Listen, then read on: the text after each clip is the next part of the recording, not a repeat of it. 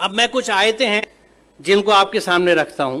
ये गैलेक्सी है हमारी, ये लेटरल व्यू है, ये टॉप व्यू है मिल्की वे गैलेक्सी, जिसका हिस्सा है हमारा सोलर सिस्टम।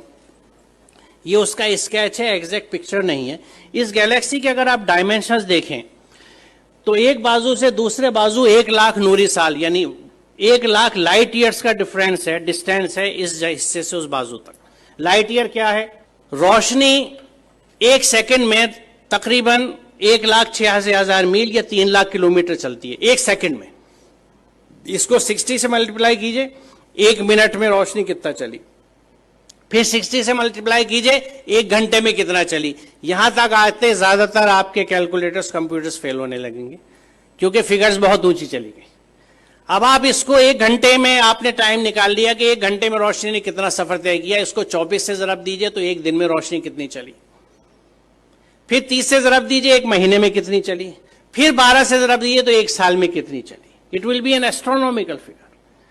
1 साल में रोशनी जितना फासला तय करती है, जितना डिस्टेंस कवर करती है, उसको 1 लाइट ईयर या 1 नूरी साल कहा जाता है।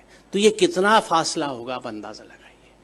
और सिर्फ इस गैलेक्सी के इस कहकशा के, ये मिल्की वे जो दूधिया कहकशा है, इसके एक बाजू से दूसरे बाजू आने के लिए आपको 1,00,000 लाइट ईयर्स चाहिए। यानी रोशनी की रफ्तार से अगर आप चलें तो 1,00,000 साल में इस बाजू से उस बाजू तक पहुंचेंगे। यहां अजमत का एहसास होता है अल्लाह ताला की। और ये मिल्की वे जो एक गैलेक्सी है, ये ऐसी एक गैलेक्सी नहीं है, बल्कि there are millions and millions of these galaxies पूरी कायनात में। और इन गैलेक्सीज में है क्या साहब?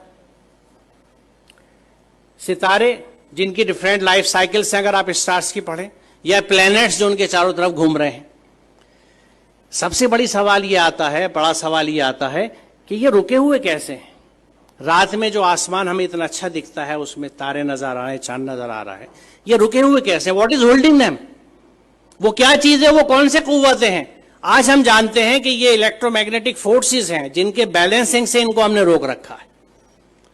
It is just phenomenal. आप ये समझिए कि मैग्नेटिक फोर्स को कंट्रोल करने के लिए इस वक्त हमारे पास जो सबसे अच्छी एग्जाम्पल है, उदाहरण है, वो मैगलेव ट्रेन का है कि मैग्नेटिक लेविटेशन से रेल की पटरी से 6 इंच ऊपर ट्रेन रन करती है, जिसको मैगलेव ट्रेन कहते हैं। उस मैग्नेटिक लेविटेशन से एक ट्रेन को सिर्फ हमने 6 इंच ऊपर उठाया है। और इन प्लैनेट्स का जो billions and billions of stars and planets और सूरज हैं, सितारे हैं, ये किस तरह से बैलेंस किए हुए मैग्नेटिक फोर्सेस के साथ। ये कितना जबरदस्त कैलकुलेशन है, कितना जबरदस्त हिसाब है। और इसको जब आप समझते हैं और सूरह रहमान की उस आयत को देखते हैं कि बस समा रफा व वज़ल मीज़ान, तो बात समझ में आती है कि उसने आसमान को बुलंद किया और एक तवाजुन कायम कर दिया।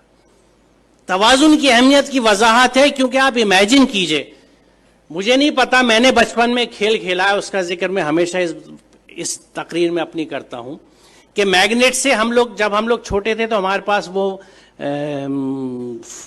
मोबाइल फोन्स नहीं थे या स्मार्टफोन्स नहीं थे जो आज आप लोगों के पास हैं। हमारे पास क्या होता था? टूटी हुई चूड़ियाँ होती थी, सिगरेट के पैकेट होते थे, माचिस की डिब्बियाँ होती थी, माचिस की तीलियाँ हुआ करती थी, और इन चीज़ों से हम खेल डिवाइस किया करते थे अपने लिए। तो मैग्नेट से हम जो एक खेल डिवाइस करते थे, और वो घर से जल्दी से किसी तरह जब अम्मी की नज़र बचती थी सुई उठा लाते थे या आल पे ले लेते थे अब्बा के ड्रॉज में से कि कागज के ऊपर पिन रखी और नीचे मैग्नेट रख के उसको घुमाना शुरू किया तो ऊपर से वो सुई घूमती थी। अब इस सुई को अगर आप बीच में रख के दोनों साइड मैग्नेट रख लें तो जिधर मैग्नेट का फोर्स ज्यादा होगा सुई उधर भागेगी। एक स्टेज ऐसी आएगी कि सुई बीच में कांपती सी रहेगी, ना इधर जा सकती है ना उधर, क्योंकि यहां पे दोनों फोर्सेज एक दूसरे को न्यूट्रलाइज कर रहे हैं। इधर की मैग्नेटिक की ताकत, इधर की मैग्नेटिक की ताकत एक दूसरे को न्यूट्रलाइज कर रही है, नलीफाई कर रही है। वो सुई बीच में ट्रैप्ड है। अब आप इसे इमेजिन कीजिए कि अगर आप ऐसे ही 2 मैग्नेट ऊपर नीचे रख लें और उस कागज को निकाल दें तो 4 मैग्नेट के बीच में हैंग कर जाएगी नीडल। बड़ी मेहनत करनी पड़ेगी इसको बीच में हैंग करने के लिए, एक सुई को। अब इमेजिन कीजिए इस यूनिवर्स को जिसमें कितने millions and billions of planets इसी मैग्नेटिक फोर्सेस के इंटरप्ले की वजह से, एक बैलेंस की वजह से हैंग कर रहे हैं। जो इसको समझ सकता है वो खालिक की अजमत को समझता है। वो परमात्मा की महात्मा को समझ सकता है, महानता को समझ सकता है, अल्लाह ताला की अजमत को पहचान सकता है। और उस वक्त वो कन्विंस होता है कि जब इस पूरी कायनात में अल्लाह के कानून चलते हैं तो मैं उसके कानून को किस तरह से एक जुज़दान में लपेट के बिना समझे ऊपर रख सकता हूं और उसको फॉलो नहीं करता।